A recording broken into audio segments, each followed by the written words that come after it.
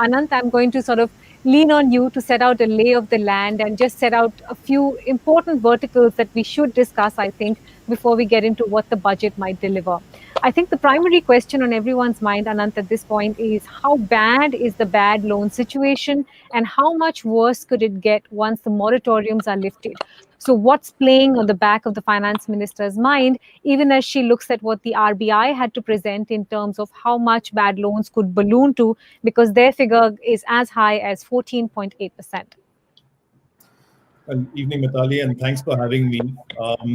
Look, you're absolutely right. The financial stability report highlighted that the actual gross non-performing assets could rise to as high as 13.5%, even in the base case, and as high as 14.8% in a very stressed case. Now, before we come to how do we address this, what is the objective as far as the finance minister is concerned, or indeed as far as we are concerned? It's not just the survival of the financial services ecosystem.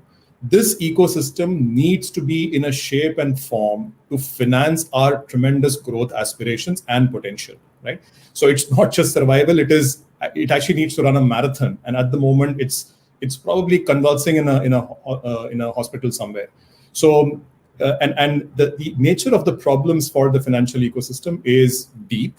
It's not just this 14.8% that it could go to. Also remember that a lot of non-performing assets have been completely written off over the last 5 years or so. In fact, between FY15 and FY20, about close to 9 lakh crores of bad loans have been written off, which is another 8% of loans, which is not showing up as gross non-performing assets, but is in the queue with the IBC and NCLT for recovery. So it's a tremendous number.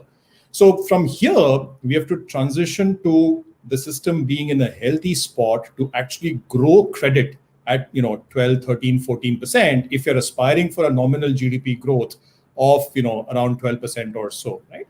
So this requires 2-3 things to happen for the financial services, Mitali. First thing, obviously, and I think it was the 2016 economic survey which talked about the 4 R's, right? First, you recognize, then you recover, then you recapitalize, and you reform. That stays true even today. The full extent of non-performing assets has not been recognized now. Of course, we had the COVID situation, but even for beyond that, for the NBFCs, the recognition is not complete as yet. It's not come out formally as yet. Second to that is the recovery process, which might mean we need a bad bank of some kind because the size of the non-performing assets is just too large. We have a good IBC, the insolvency code is good, but it can't handle the size that we have right now. Third is recapitalization, and fourth is reform. It's one thing to grow a bad bank, etc. It's another thing to ensure you're not throwing good money after bad, which means that you have to do a lot of deep reforms, particularly of the public sector enterprises banking system, to ensure that this cycle of creation of bad loans doesn't start all over again, which means maybe the PJNI committee reforms and so on and so forth have to go through. So it's a large agenda, Mitali. I don't envy the finance minister at all. You've got to cleanse the financial services ecosystem, get it ready for running a marathon. Alongside that, she also has to find resources to get jobs and output back in the system. Because guess what? Without jobs and output, this economy isn't going to recover itself. So it's a huge agenda in front of her, to be honest.